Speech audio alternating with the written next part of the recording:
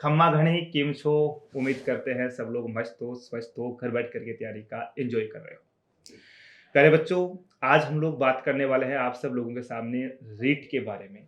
इससे पहले भी मैं, वर्षा मैम और ममतेज सर ने आप सब लोगों से रीट के बारे में एक चर्चा की थी, जिसमें आप लोगों को किन किन समस्याओं का सामना करना पड़ रहा है और आपने जो हमें कमेंट्स के माध्यम से आपकी जानकारियां हमारे तक पहुंची है, वो आज हम सब लोग आपके सामने डिस्कस करने वाले हैं।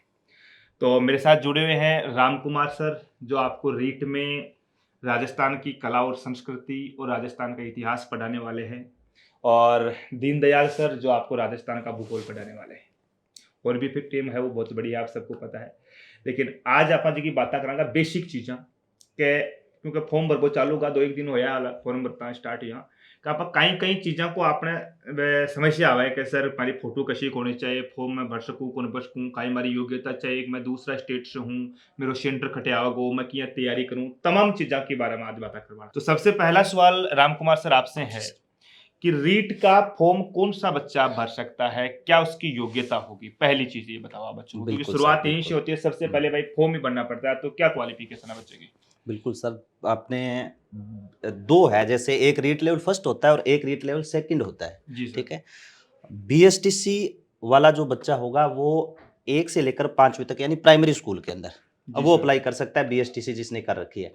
और जो बीएड कर रखी है वो 6 से लेकर के 8 तक, ठीक है, वो अप्लाई कर सकता है। फर्स्ट लेवल बीएसटीसी और सेकंड लेवल आपके 6 से 8 तक वाला। अच्छा। जिस बच्चे ने आपके बीएसटीसी और बीएड दोनों कर रखी है तो वो दोनों में भी फॉर्म अप्लाई कर सकता है। ठीक है। अच्छा। और जो बच्चा फर्स्ट ईयर में है, भले वो बीएसटीसी में हो और भले वो बीएड में हो, है ना, तो वो भी सर अप्लाई कर सकता है। अच्छा देखो, अब की बार ये दीनदयाल सर एक नई चीज ऐड करी है इसके अंतर्गत। पहले क्या होता था कि आप फाइनल ईयर में हो तो ही फॉर्म भर सकते थे, अपीयरिंग जिसको हम लोग बोलते हैं, यानी भाई आप जैसे बीटीसी बोलते हैं हम लोग उत्तर प्रदेश में, राजस्थान में बीएसटीसी बोलते हैं, हरियाणा में तो जेबीटी बोलते हैं। हाँ, तो इनके अगर फाइनल ईयर में जो बच्चा था वही फॉर्म भर सकता था।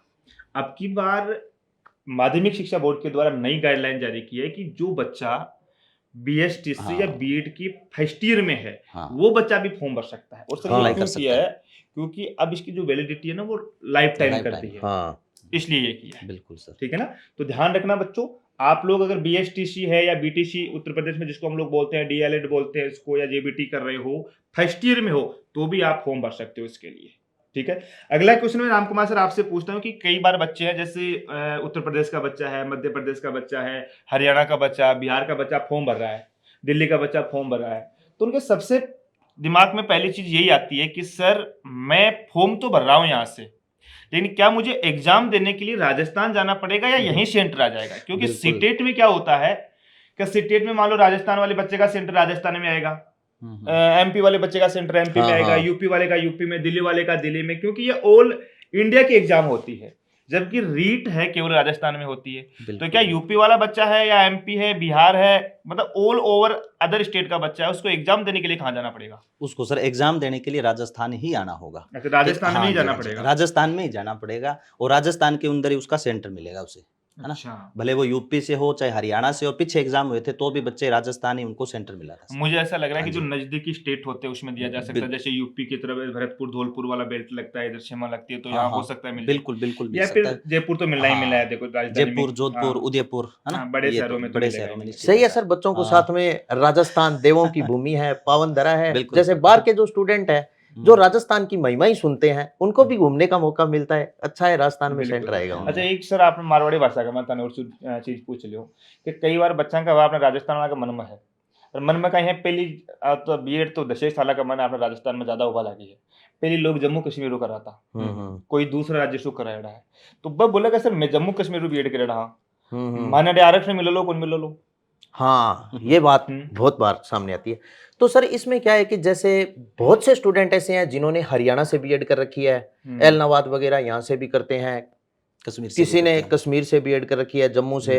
वो अगर स्टूडेंट राजस्थान का है तो राजस्थान का कैटेगरी के अनुसार उसे आरक्षण मिलेगा। ईडब्ल्यूएस का है तो 10% उसका आरक्षण है वो मिलेगा, और इसमें जैसे ओबीसी का है, हाँ एमबीसी जो है आरक्षण मिलेगा। लेकिन एक बात और क्लियर करते हैं यहाँ, जैसे जो यूपी का स्टूडेंट है बीएड भी यूपी ने से किया है, यूपी का स्टूडेंट है, जैसे हरियाणा का स्टूडेंट है, वो अगर राजस्थान में जाता है तो उसे आरक्षण नहीं मिलेगा, उससे नहीं वो मिलेगा। फिर जनरल में ही काउंट होगा, क्योंकि वो वहां का नागरिक नहीं है, जो वहां का नागरिक है उसे ही आरक्षण मिलेगा। नागरिकता बिल्कुल। राजस्थान की होनी चाहिए उसमें। हाँ देखो आपने भी संविधान में गुरुजी नागरिकता तो कहीं भारत की यहाँ है, मतलब अमेरिका अलग लगे हुए है, आप पता चला भारत का यहाँ। लेकिन यह सर ने बढ़िया चीज बताई। और इनमें एक चीज और बता दूं मैं थाने भी बॉर्डर का है जी, मान लो जब मैं बताया कि भाई यूपी का बॉर्डर का आपने भरतपुर धौलपुर है, अठा कई बच्चे हर जगह बीएड राजस्थान से भी कर रखी है। तो आप होने का यूपी को स्टूडेंट अगर राजस्थान में बीएड कर रखी है तो बिना आरक्षण में लगो ना, आरक्षण को फायदो जो को जनरल कैटेगरी के लिए 60% लेना है, टोटल आपने 150 नंबर को पेपर हाँ।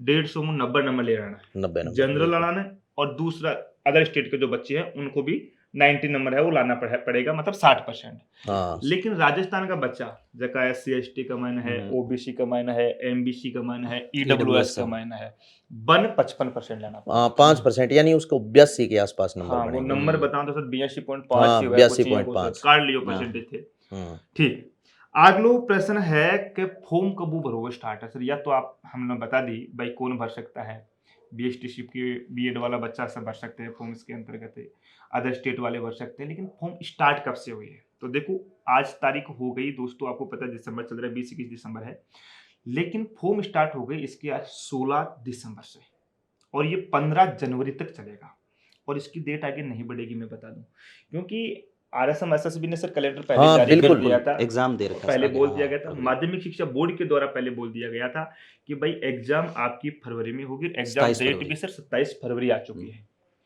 तो 15 जनवरी तक लास्ट डेट है, उससे पहले पहले अपनी फॉर्म है वो भर लेना है। बस मैं तो सभी बच्चों को सर ये कहूंगा कि 15 जनवरी का वेट क्यों करे, इंतजार जब नहीं 16 करना है। दिसंबर से फॉर्म स्टार्ट हो गए तो मैं तो कहता हूँ 16 दिसंबर वाले दिन ही जाओ और फॉर्म अप्लाई करो। हाँ, और क्या दिक्कत है? न भरे है, हाँ। जिन्होंने नहीं भरा है वो हमारा वीडियो देख रहे हैं, तो ये वीडियो देखते ही सबसे पहले फॉर्म ही भरना है। हाँ, लास्ट तारीख को इंतजार ना करियो, हो सके साइट बिजी हो जाए। बिजी हो जावे। और कई यहाँ भी तो है नहीं, कई देवता ने सिमर के जावा का नहीं फलाने दिन जंतरी दे के फॉर्म हाँ, वो भरवाना। मुहूर्त मार अरे निकाल हाँ, लियो। मुहूर्त, वो भी गलती मत कर लेना कहीं, बस। हाँ, भाई है ना? नहीं, मुहूर्त मार पहले निकल जाए, अपना दीन दयाल पंडित जी है, निकाल दे को। ठीक है ना? बिल्कुल। अच्छा, एक बच्चा की समस्या हो रहा है सर, सबसे बड़ी समस्या है भाषा चुनवा की। हाँ हाँ, बस हाँ, तो भाषा को चुनाव देखो मैं बताऊं था हमारा हिसाब से किया होना चाहिए कि आपका पुराना टाइप का बच्चा ज्यादातर बीएड कर रहा है, तो बस हिंदी मीडियम का स्टूडेंट है, सब हाँ। हिंदी माध्यम का बच्चा है सर। हाँ, बिल्कुल सही है सर। अब और कोई जैसे यूपी और राजस्थान में तो हिंदी चलती है सबसे ज्यादा। यूपी बेल्ट ही पूरा हिंदी है, बिहार देख लो, हरियाणा हाँ। देख लो, हम तो अंग्रेजी को इस आंग्ल भाषा बोलते हैं, देखो आपको बताएं। तो भाषा हमारे पास वैसे खूब सारी भाषाएं, आप हिंदी का चूज कर सकते हो, संस्कृत का चूज कर सकते हो, आपकी पंजाबी वगैरह है, सभी भाषाएं इसमें, उर्दू वगैरह सब है, जिसमें आप कंफर्ट रहो, पहली बात तो वही है। लेकिन देखो एक भाषा तो अपनी जो फर्स्ट भाषा होती है वो तो हिंदी होगी सर, हाँ, बिल्कुल सही है सर, है ना, वो तो कंपलसरी आप लोगों की। अब सेकेंडरी भाषा के अंतर्गत होता है ना द्वितीय भाषा, वहां बच्चे की समस्या आती है कि मैं संस्कृत का चूज करूं या मैं इंग्लिश चूज करूं। अब मान लो कोई पंजाब का बच्चा है तो वो तो पंजाबी लेगा, जिसको उर्दू आती है वो उर्दू लेगा, उसके लिए तो अच्छा है। लेकिन जो इंग्लिश और संस्कृत में जो बच्चा थोड़ा सा घबराता है ना, उसको मैं बताऊं, अगर आप हिंदी मीडियम से हो ना और ज्यादा इंग्लिश में कंफर्ट नहीं हो, तो मेरा सजेशन आपको संस्कृत रहेगा। क्यों रहेगा? क्योंकि संस्कृत की टन जो भाषा है, लैंग्वेज है थोड़ी सी, और हिंदी की जो भाषा है, इनकी जो ग्रामर है सर, हाँ, वो भी लगभग मिलती जुलती है, शब्द भी लगभग मिलते हाँ, जुलते बिल्कुल हैं कहीं ना सर। कहीं मैच खाते और हैं। संस्कृत भाषा इतनी कठिन नहीं है कि हम उसको कैच नहीं कर सकते। मानते हैं कई बच्चा कह सकता है कि सर हमने तो संस्कृत 10वीं क्लास में पढ़ी है, या मान लो कई बच्चे ने 12th तक ही रखी है संस्कृत, अब हम कैसे कर पाएंगे? भाई इसी चीज को आप इंग्लिश में देख लो। अब हम हिंदी मीडियम के बच्चे हैं तो इंग्लिश भी तो हमने 12th में पढ़ी थी, उसके बाद में हमने इंग्लिश का पढ़ी थी। और साथ में एक और ही था, पहले तो राजस्थान में सरकारी स्कूलों में पहली से 5वीं क्लास तक। हाँ, हमारे जमाने में था सर। हाँ, मेरे में यही था छठी सर, क्लास में इंग्लिश आई थी, 6ठी क्लास में इंग्लिश की हाँ, किताबें छठी में देखी पढ़ना थी। शुरू किया था एबीसीडी सर। छठे में सीखी। आज हाँ। का वाला छोरा तो जाना ही को नहीं, सही है, 72 सही है, 70 सही है। है। हाँ, प्रायोरिटी जो आप लोग है ना, वो फर्स्ट भाषा हिंदी और सेकंड भाषा संस्कृत को दो, और जो इनकी टीचिंग मेथड आती है ना, संस्कृत शिक्षण विधियां, वो भी आपको पढ़ने में इजी रहेगी। इंग्लिश का थोड़ा लेंथी सिलेबस भी, आप कंफर्ट हो तो ले, ऐसा नहीं कि जो बच्चा इंग्लिश मीडियम का है कि सर हमें आप संस्कृत के लिए क्यों बोले हो। अगर आप इंग्लिश के अंतर्गत कंफर्ट हो तो चाहे मीडियम आपका हिंदी हो या इंग्लिश हो, उससे कोई फर्क नहीं कोई पड़ता, फर्क नहीं पड़ता। आप इंग्लिश ले, अच्छी जाए। सही है, फिर इंग्लिश। हाँ, फिर तो बहुत अच्छी है आपके लिए।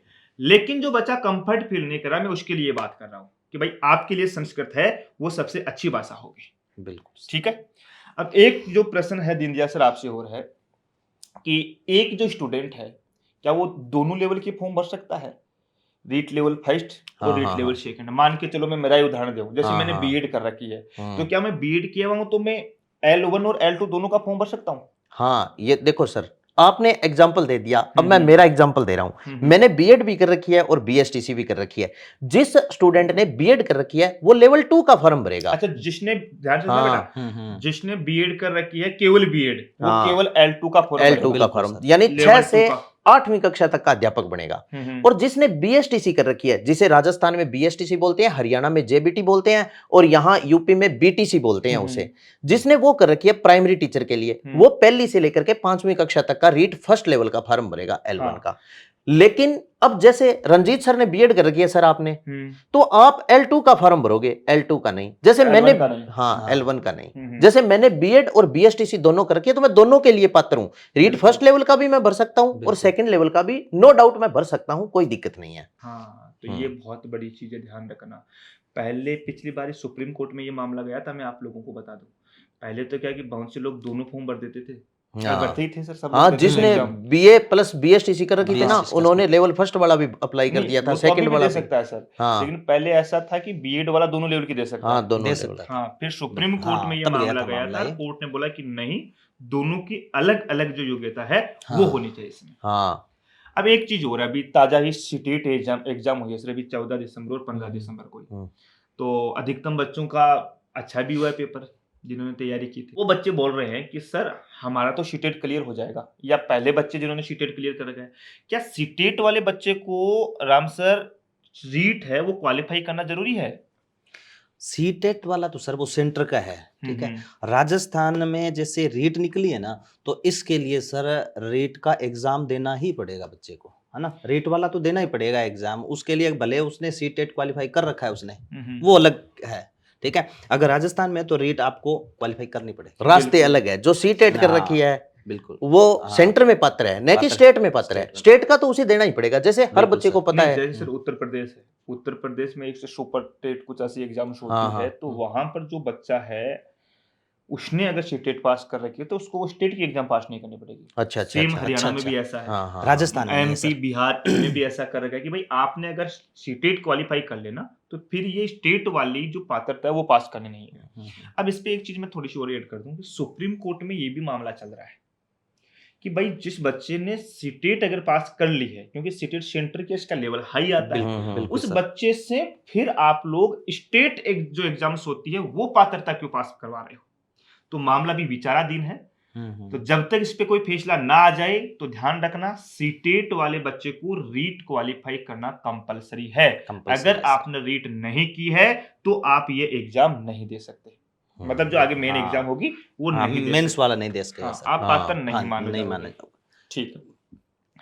अब एक बच्चों में दिमाग में और आती है सर, नेगेटिव मार्किंग। सबसे बड़ी चीज ये है कि गुरुजी नेगेटिव मार्किंग का क्या लपड़ा है, होगी कि नहीं होगी इसके अंतर्गत, क्योंकि साइंस का बच्चा है उसके दिमाग में ये चीज ज्यादा आती है। आर्ट्स ज्यादा वाले आती तो है, क्या है कि वो तो यही चल रहा है कि साहब टिकट टिप्पट हो जाला आपने तो ज्यादा टेंशन लेवा को नहीं आर्ट्स को नहीं बच्चों को। छोड़ने वाला भी तो है हाँ। गुरुजी कहीं छोड़ भी जैसे- देवे कहीं। जैसे ही सर आपने नेगेटिव मार्किंग की ये बात की ना, तो मेरे एक छोटी सी बात रियलाइज हो गई जो पीछे हुआ था। जी जी बताइए। राजस्थान में 2022 के आसपास एसआई का एग्जाम हुआ और उसका रिजल्ट आया, तो उसमें क्या हुआ कि बहुत से स्टूडेंट, जिसमें धांधली हुई थी सबसे ज्यादा, और बहुत से मतलब ऐसे स्टूडेंट थे जिनको कुछ पता नहीं था, उन्होंने भी एसआई का फॉर्म अप्लाई किया और वो भी एसआई लग गए। तो एक इंटरव्यू लीक हुआ था, उसमें मैंने देखा कि एक लड़की से पूछा गया कि राजस्थान का क्षेत्रफल कितना है, तो वो पूछने वाले को क्या बोलती है कि सर मैं बता तो दूंगी लेकिन आप सेटिस्फाई नहीं होंगे। अब बताओ, ऐसे एसआई बन गए।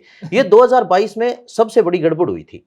तो उस समय क्या हुआ सर कि जैसे पेपर में धांधली हुई और हुई, उसे कम करने के लिए फिर बोर्ड ने क्या किया, 5 ऑप्शन जारी कर दिए राजस्थान में, ए बी सी डी 4 और 5वां है अनुत्तरित। अनुत्तरित। हाँ, अनुत्तरित। तो अब क्या है कि जैसे वहां ये हुआ कि स्टूडेंटों ने, कहते हैं कि नकल हुई तो उसमें ओमार खाली छोड़ दी, उसके बाद में पैसे देकर बाहर उन्होंने फिलअप की, ये की, तो अब वो 5वां ऑप्शन चालू कर दिया भी ऐसा सिस्टम ना हो। तो नेगेटिव मार्किंग का सिस्टम रीट में ये रहेगा कि अगर आप जो अनुत्तरित ऑप्शन है पांचवा ऑप्शन, जैसे 4 आपको उत्तर आते हैं तो सही है, पांचवा अगर आपको उत्तर नहीं आता चारों में कोई, तो आपको अनुत्तरित वाला फिलअप करना पड़ेगा। अगर आप वो फिलअप नहीं करते हो तो आपकी 1/3 नेगेटिव मार्किंग होगी। अगर 10% से ज्यादा आप छोड़ देते हो तो भी आपकी नेगेटिव मार्किंग होगी, अन्यथा नेगेटिव मार्किंग अच्छा, नहीं है। कहने को मतलब वही है नहीं, सर, नहीं, सीधो सो भी पांचवा ऑप्शन भरनो ही भरनो हाँ, है। कोई बात मैं है ना? एक चेंज करूँ थे, थोड़ा सा मामलो सेट होने गयो। देखो, गुरुजी ने बोला ना कि 5 ऑप्शन आएंगे। अगर आपने 5वां नहीं फिल किया है तो आपकी नेगेटिव मार्किंग होगी।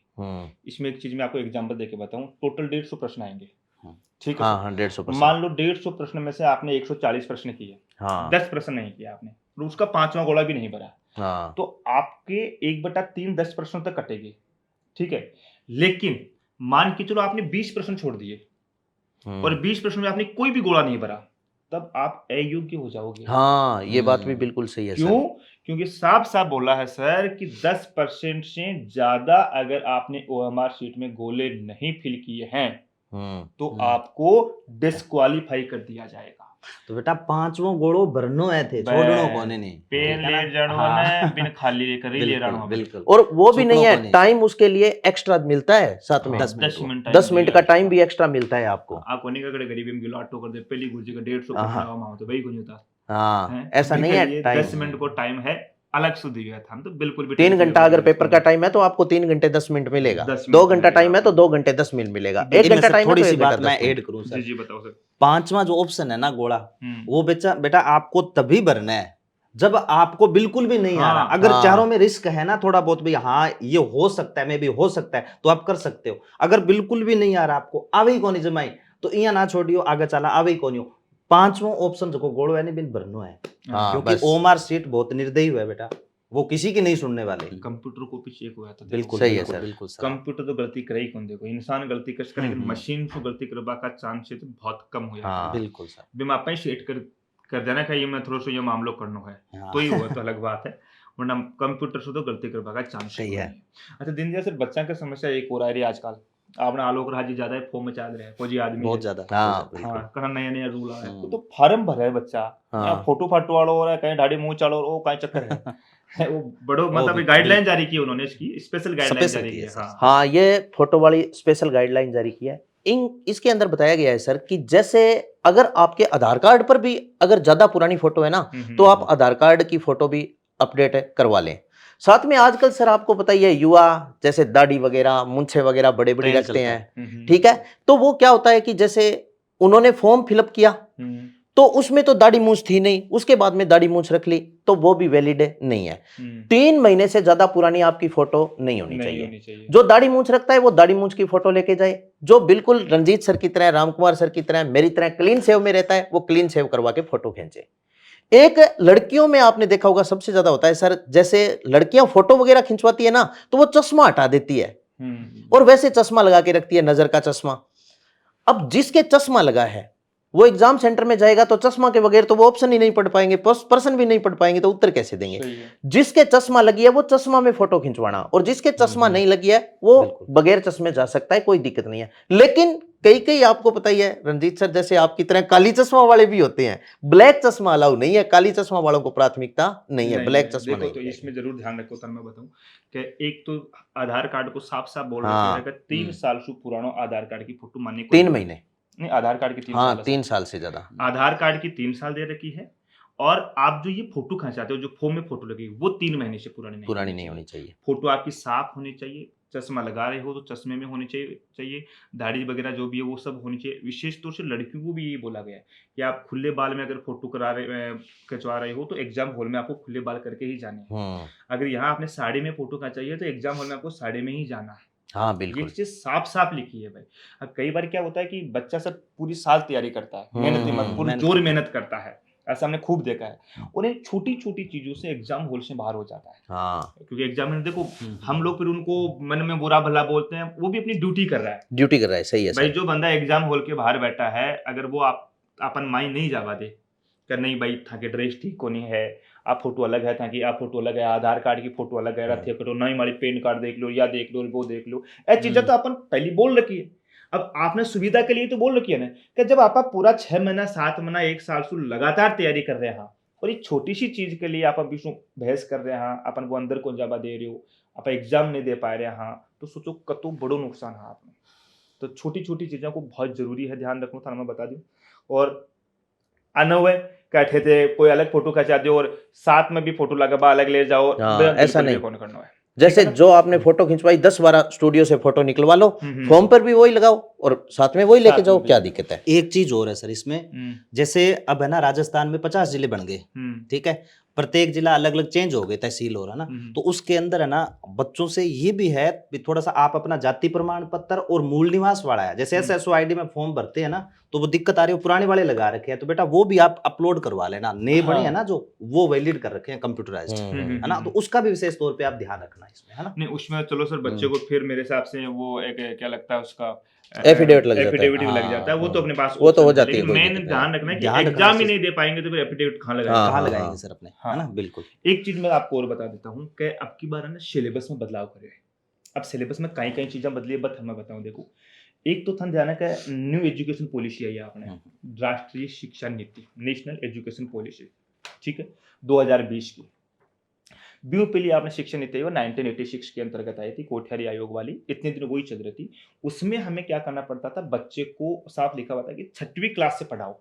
आपको पता हो तो अपने फंडामेंटल ड्यूटी में भी जोड़ा है, 6 से 14 वर्ष तक के बच्चा है। फंडामेंटल राइट्स में भी आर्टिकल 21A के अंतर्गत जोड़ा गया है कि 6 से 14 वर्ष तक के बच्चों को शिक्षा देना कंपलसरी है। अब जो नई शिक्षा नीति आई है उसमें बोला कि अब तुम 3 साल के बच्चे को शिक्षा दो, जो बच्चा 3 साल का हो गया उसी को तुम स्कूल के अंतर्गत भेजो। तो एक तो नई ये जोड़ दी न्यू एजुकेशन पॉलिसी, सीडीपी हम बोलते हैं या साइकोलॉजी बोलते हैं उसके अंतर्गत। उसके अलावा रीट लेवल 1 में राजस्थान का सामान्य ज्ञान, पहले हम केवल ईवीएस हाँ, ईवीएस पर्यावरण पढ़ते थे। हाँ पर्यावरण भी हम नॉर्मल कुछ चीजें राजस्थान का प्रतीक चिन्ह वगैरह हाँ, यहाँ का हाँ, पूछता। अब राजस्थान को सामान्य ज्ञान, अब देखो सामान्य ज्ञान में तो 100 क्यों आ जावा है, भाई 5वीं को तक टीचर BSTC करोड़ पढ़ावा बच्चों, वो कैसे सामान्य ज्ञान में तो पूरी राजस्थान की history, art and culture and geography politics सही आ गई, ये पूछेगा। सामान्य ज्ञान का मतलब है कि केवल नॉर्मल चीजें पूछा जाएगा, ऐसा नहीं कि आपको बहुत डीप जा करके बहुत कुछ पढ़ना है, ऐसा बिल्कुल भी नहीं है, ठीक है। और उसके अलावा मैं आप लोगों को बताऊं, एक हिंदी में और जोड़ी गई है बाल कल्याणकारी योजनाएं, ये भी जरूरी है। आप शिक्षक बनोगे, आप शिक्षक को पता होना चाहिए कि बच्चे के वेलफेयर के लिए, उसके कल्याण के लिए क्या क्या सरकार स्कीम्स चला रखी है। तो कल्याणकारी योजना राज्य सरकार की, केंद्र सरकार की दोनों है, नई जोड़ी गई है। हाँ, जैसे ये लड्डो प्रोत्साहन योजना लाडो क्या प्रोत्साहन है, योजना। अब वर्तमान में उसे कितने पैसे देते हैं, गवर्नमेंट क्या बिल्कुल देती है, ऐसी योजनाएं हैं, एक पहले इनके बारे में। अनुप्रति योजना ही, अनुप्रति कोई कोचिंग एग्जाम योजना, दियोगे हाँ, शायद सबका मायने अनुप्रति योजना से कुछ हर एक आध बनेगा। क्वेश्चन पक्को है सर, पक्को पक्को बना है। क्वेश्चन हाँ, है। पक्को। इसके अलावा एक चीज जोड़ दी का मायने, अगर मैं बात करूं रीट लेवल 2 में संस्कृत और हिंदी का मायने, तो संस्कृत में जोड़े राजस्थान संस्कृत और साहित्यकारी योजना, मतलब राजस्थान की संस्कृत से संबंधित जो साहित्य है उसकी क्या क्या योजनाएं आई है, और साहित्य के अंतर्गत राजस्थान के लोगों का क्या क्या योगदान है, वो थोड़ा सा राजस्थान के संदर्भ में दिया है। सेम ऐसा ही हिंदी के अंतर्गत कर दिया कि हिंदी का साहित्य में राजस्थान के जो साहित्यकार है उनका क्या क्या योगदान है, हाँ, वो भी बिल्कुल, आपको पढ़ना है। बिल्कुल बिल्कुल बिल्कुल। सर। एक नई चीज और जुड़ी का मायना आप लोगों की, राजस्थान की भाषा और बोली। बापा गुरुजी जाना का देखो थोड़ी देर रुको थे कि भाषा और बोलिया का मायने कहीं कहीं पूछ सका अपन। और एक जुड़े मैथ्स के मायने, मैथ में 3 टॉपिक नया जुड़ा है, स्तंभ लेखा चित्र, आयत लेखा चित्र और वृत्तीय लेखा चित्र। अब मेरे हिसाब से बात ज्योमेट्री बोल सका आप, है ना, हाँ, पहले ज्योमेट्री। ज्योमेट्री कोई हाँ। अर्थमेटिक ही तो पहले भी थी, ऐसा नहीं कि ज्योमेट्री नहीं थी, पहले भी थी प्यारे बच्चों।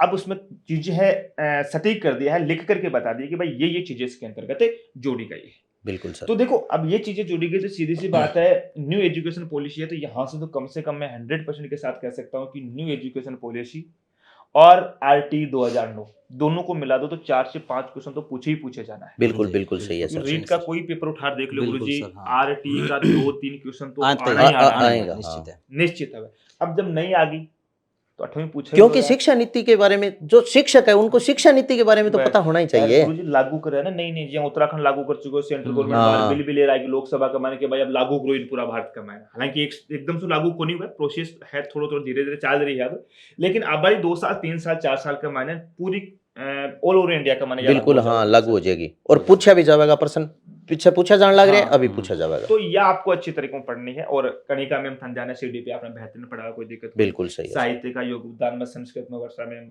समझदाई हो सब, ये मैम बहुत अच्छा पढ़ा रही है, हिंदी में ममतेसर है, कोई समस्या है नहीं। अब राजस्थान की जो बोलियां है, अब तो राजस्थान में बोलनी है गुरुजी, क्योंकि राजस्थानी की बोली है ना, मैं तो राजस्थानी में बोलवा लाग रही हूँ, मैं गुरुजी ने सारे को थोड़ा बार बार में फटका रहा दो छोड़ा पर गुरुजी तो हिंदी हिंदी में लाग रहा है। अरे राजस्थानी गुरुजी बहुत प्यारी तो भाषा है। राजस्थानी भाषा हाँ। में बच्चे को मतलब किस प्रकार के क्वेश्चन पूछे जाएंगे, थोड़ा सा ये बच्चों को बताओ। देखो सर, राजस्थानी की बात करी तो मेरी बात याद आ गई। हम्म, पहले तो राजस्थानी में दिल के अंदर है ना, राजस्थानी जिंदा रखनी चाहिए, है नहीं। वो हमारे राजस्थान में बोले भी है। उत्तर प्रदेश वाले हाँ, बच्चे बोलते हैं कि मत हाँ। राखो, नहीं, नहीं, हमारी बागड़ी राखो। आपा तो गुरुजी राजस्थान नहीं, उत्तर प्रदेश वाला हाँ, राजस्थान में टीचर लगेगो नहीं, तो फिर बिल्कुल। राजस्थानी जिंदा रखेगो, हाँ। जिंदा रखेगो। क्योंकि और मैं तो- रोजगार को साधन हाँ, उपलब्ध करवाए और मैं तो हुए हमेशा सर राज्य कह हुई हूँ। सरकार। और वो कणी कियो भी राजस्थानी साहित्यकार कवि कि कुण हाँ आपा ध्यान राखणो, कि कुण हाँ आपा ध्यान राखणो, मायड़ भाषा रो मान राखणो, मुल्क में रेवा चाहे कटही पर दिल में राजस्थान राखणो, दिल में वाह, राजस्थान वाह, वाह, राखणो, सर। है ना। बहुत बढ़िया। हाँ, तो अच्छा। वाह बात है सर। अच्छा, प्रश्न का तरीका को बच्चे सर जब बच्चों को जान प्रश्न सर पिछली बार भी एग्जाम में दिया, अच्छा। रीट का मैं, हम्म। है ना, और बच्चा विवाद भी करियो। हम्म। इस बार तो साफ लिखी भाई दियो आवे सर। के भाई झेनार नेतार नाग बिल्कुल, हाँ, हाँ, शब्दावली, जैसे राजस्थानी मजीरा शब्दावली। मजरार। हाँ, मजीरा राजस्थान की भाषा और हाँ। राजस्थान की जो की शब्दावली है, शब्दावली है। उनसे रिलेटिव प्रश्न पक्को पूछो जावे। नेतार नांगला जानोगे? ए नेता कांगड़ा चल ही है गुरुजी, हाँ। राजस्थान में। जैसे हाँ। एक बार अरे है ना, गुरुजी ये राजनीति वाले नेता नांगला नहीं है। नहीं। बिलोना करते बिलोना, हैं। बिलोना, हाँ, यही तो- जेरना, हाँ। वही तो प्रश्न आयो सर। यही तो पूछ रहा एक हूँ बार मैं। के वो पटवारी में प्रश्न आयो हाँ, पट्टा, के नेतरनो जेरनो गिड़गिड़ी को संबंध है हाँ, गिरगिटी दही बिलोने से। और पिछली बार के लोग आवाज भी उठाई कि जी ये जगह प्रश्न है राजस्थानी का दे दिया, राजस्थानी का, तो राजस्थान में थाने शिक्षक बनासी तो राजस्थानी तो आनी चाहिए। आनी चाहिए। और लोकल गांव में पोस्टिंग होगी, जैसे जैसलमेर, बाड़मेर, मारवाड़ साइड में। अब सर आपके शेखावाटी साइड में जैसे मान लो जी पोस्टिंग हुई और एक अध्यापक गांव में जावेगो, तो बुजुर्ग जगह है भाई हिंदी कौन बोल सके, बाकी भाषा तो कम कम समझ में आनी चाहिए भी। के पूछे के कहने लाग रही है, तो राजस्थानी का प्रश्न जरूर आवेगा। जैसे बार तो आवेगा थोड़ा सर। सा डरा दिया गुरुजी बच्चा। जी हाँ। अब जब उत्तर प्रदेश को बच्चों है, हरियाणा को बच्चों है, मध्य प्रदेश बिहार को बच्चों, वो का गुरुजी में फॉर्म भरा, हम फॉर्म भरे या नहीं भरे? नहीं, भाई, उनको यूपी बिहार के बिल्कुल- बच्चे के लिए आप हाँ, अगर बताओ कि भाई राजस्थान जीके की बच्चा तैयारी कैसे करे। मैं मान लो टोटल देखो 150 नंबर का पेपर आ रहा है, उसमें आपकी 30 नंबर की बच्चा साइकोलॉजी आ जाएगी, जिसको हम सीडीपी बोलते हैं। 30 नंबर की आपकी हिंदी आ जाएगी और 30 नंबर की आपकी दूसरी लैंग्वेज, चाहे आप संस्कृत ले रहे हो या इंग्लिश ले रहे हो। 90 नंबर का तो सर ये आ गया। बिल्कुल। इसके बाद में जो 60 नंबर का पार्ट बचता है, हम्म। अब वो मान के चलो कि अगर L1 का बच्चा है उसकी ईवीएस आ जाएगी, और एसएसटी का बच्चा L2 के अंतर्गत उसके आपकी हिस्ट्री है, पॉलिटी है, जियोग्राफी है, वो आ Geography, जाएगी। हाँ। और L2 में साइंस का जो बच्चा है उसके साइंस और मैथ आ जाएगी। बिल्कुल सर। अब जो मैं एसएसटी की बात करूं कि एसएसटी में 60 नंबर वाला जो पार्ट है उसमें से 20 नंबर की सर टीचिंग मेथड आती है, बिल्कुल सर। बच्चे 40 नंबर। अब 40 नंबर के मायने राजस्थान को और भारत को इतिहास, आर्ट एंड कल्चर भी दे रखे हैं। सिलेबस सुनियो एक बार वाला बच्चों, पॉलिटी भी पूरी दे रखी है, ज्योग्राफी भी वर्ल्ड तक की पूरी दे रखी है, ठीक है। 2 टॉपिक इकोनॉमिक्स का भी दे रखा है। और क्यों बच्चों के सर नहीं आगे सर आगो ने तो मोटा मोटा देखा तो आप हिस्ट्री, अब पॉलिटी, सर ज्योग्राफी 3 टॉपिक दे रखे हैं। हाँ। तो राजस्थान की जीके की बच्चों की यहाँ तो तैयारी करे और राजस्थान को वेटेज का तोक रहा भाई। सर मान लो भाई आप बात करी कि अदर स्टेट का बच्चा का मैं फायदा की बताऊंगा, 90 नंबर तो भाई सीडीपी सबके लिए सेम है, हिंदी संस्कृत सबके लिए सेम है, 90 नंबर तो वो हो गई। 20 नंबर मैंने टीचिंग मेथड बता दी, 110 नंबर तो ये हो गई। अब 40 नंबर में जो एसएसटी का बच्चा है वो राजस्थान जीके वाला जो पोर्शन है उसको क्या स्ट्रेटेजी अपनाए या किस तरीके से वो पढ़े कि वो उसमें अच्छे नंबर लेकर के, और क्या भूमिका रहने वाली है। आप दोनों ही पढ़ाओगे राजस्थान वाला मामला। पहले तो सर मैं आपको बता देता हूं, आपने जो 40 नंबर की बात की उस 40 में इंडिया हिस्ट्री है, वर्ल्ड ज्योग्राफी है, उसके अलावा इंडिया ज्योग्राफी है, ठीक है, उसके अलावा राजस्थान का है, राजस्थान ज्योग्राफी है, राजस्थान हिस्ट्री है, राजस्थान कल्चर है। तो 40 नंबर का इतना मैटर है। 40 में से कम आप मान के चलो सर 20 नंबर के आसपास, 20-22 नंबर के आसपास राजस्थान का पोर्शन ही पूछा जाएगा। राजस्थान जीके से संबंधित क्वेश्चन पूछे जाएंगे। अब लगभग 15 से 20 क्वेश्चन। हाँ लगभग। लेकिन मन ये लाग रहा है सर का आजकल आपने आरएसएमएस वाली एग्जाम देखा इन तो राजस्थान जी वो बछीड़ से बुला रखे है। बिल्कुल बिल्कुल। बात सीटी का मान देख लो नाको से पा दियो है बिल्कुल पहले एलडीसी का मन भी में ठंडी से पा दी।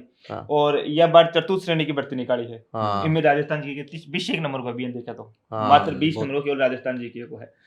तो बहुत कम मन लाग रहा है कि 15 नंबर से ज्यादा तो नहीं आना चाहिए। 15-20 नंबर के आसपास। नहीं 20 नंबर मान के चलो, 15 और 20 नंबर के बीच में तो रहेगा सर। 15 और 20 के बीच में तो रहोगे। तो उसमें ना सर पिछली रीट में ऐसे स्टूडेंट से जो यूपी से थे, हरियाणा से भी थे जो राजस्थान में रीट की तैयारी कर रहे थे, और वो स्टूडेंट राजस्थान जीके का नाम लेते ही कि सर राजस्थान का इतना बड़ा जीके है, हम कैसे कर पाएंगे, ऐसे कर पाएंगे।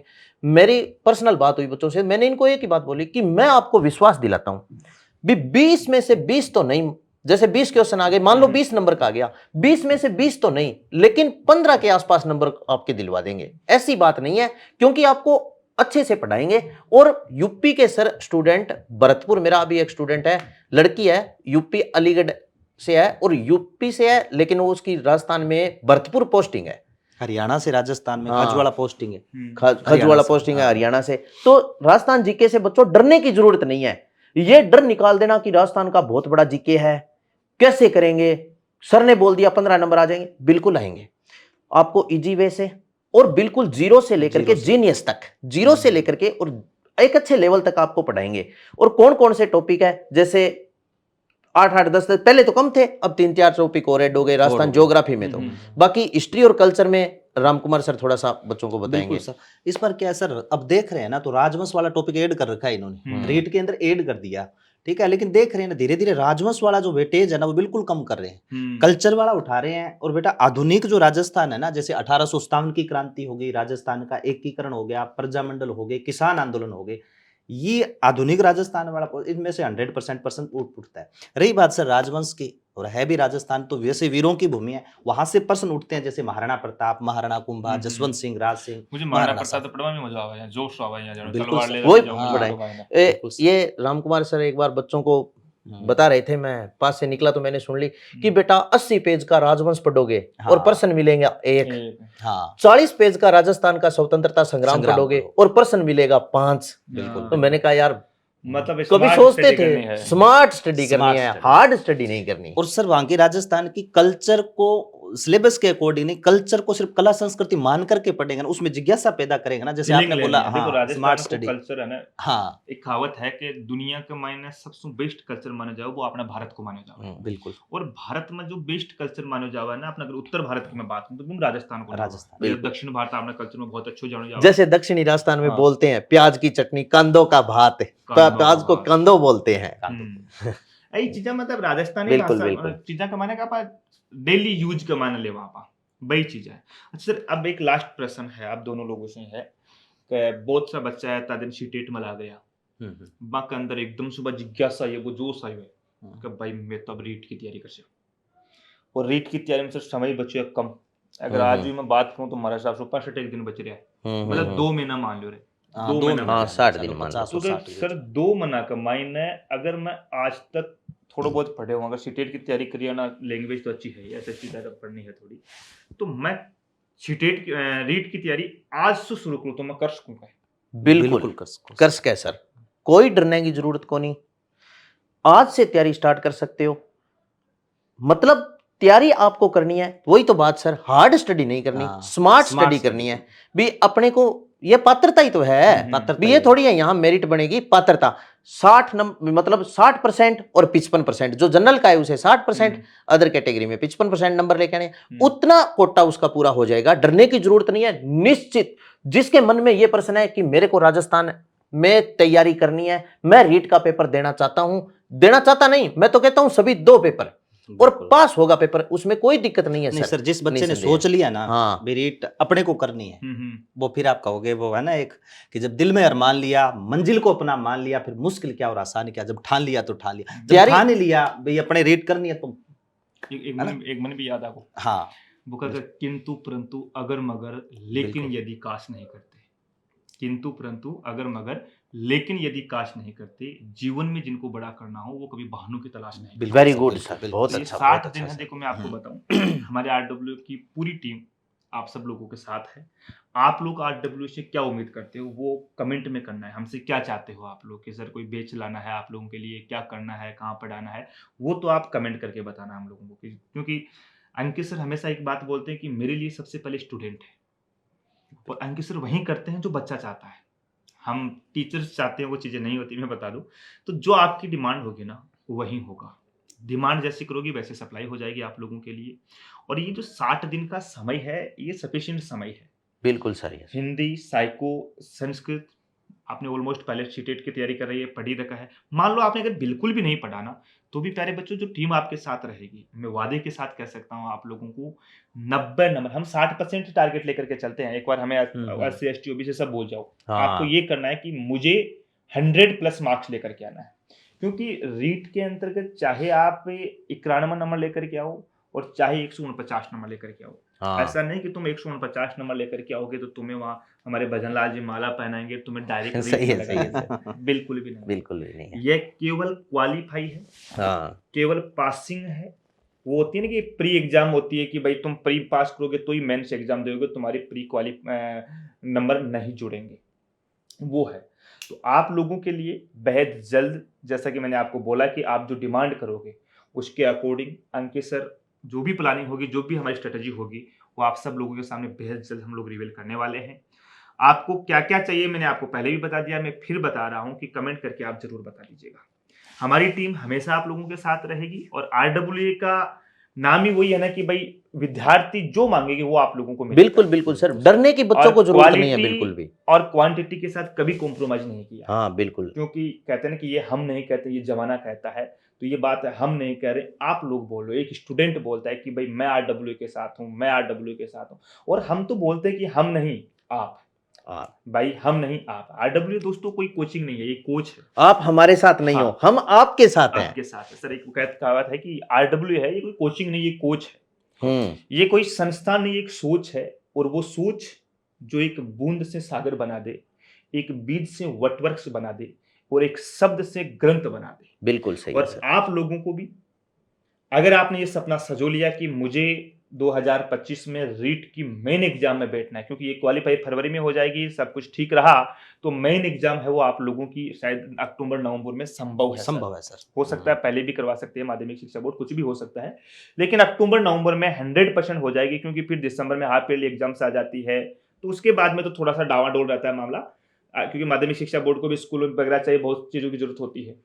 तो समय है बहुत आप लोगों के लिए। ये क्वालिफाई करना है, हमको मेन एग्जाम की तैयारी करनी है। बिल्कुल बिल्कुल और सही वहां है। पर भी जीके की बड़ी भूमिका है। तो घबराना बिल्कुल नहीं है, क्योंकि डर के आगे जीत है। यहां तुम डर गए कि सर 60 दिन का समय बचा है, मैं कैसे कर पाऊंगा, वो नहीं करना है। आप वैसे ही कर पाओगे जैसे आरडब्ल्यू की टीम आपको बोलेगी। और आरडब्ल्यू की टीम, मैंने बार बार बोल रहा हूं कि क्वालिटी के साथ कभी कॉम्प्रोमाइज नहीं है, हमेशा स्टूडेंट के हित का काम किया है। चाहे आप लोगों के साथ हम लोगों को भी 10-10, 12-12, 15-15 घंटे मेहनत करनी पड़े, लेकिन हम आप लोगों के साथ हैं। बिल्कुल सर, करेंगे, ऐसी क्या बात है। तो जो भी आपको चाहिए कमेंट करके जरूर बताना। बाकी समय समय पे आप लोगों को ममते सर है, वर्षा मैम है, कनिका मैम है, ये जानकारियां देते रहेंगे। और अब हम लोग चलते हैं, सब लोग हमें जाने की इजाजत दीजिएगा। मिलेंगे आप लोगों से अगले सेशन में। तब तक के लिए स्वास्थ्य का ध्यान रखना, बड़ों का सम्मान करना, छोटों से प्रेम करना। जय हिंद, जय भारत। खंबाघणी राम खमा राम। घनी, राम राम साहब।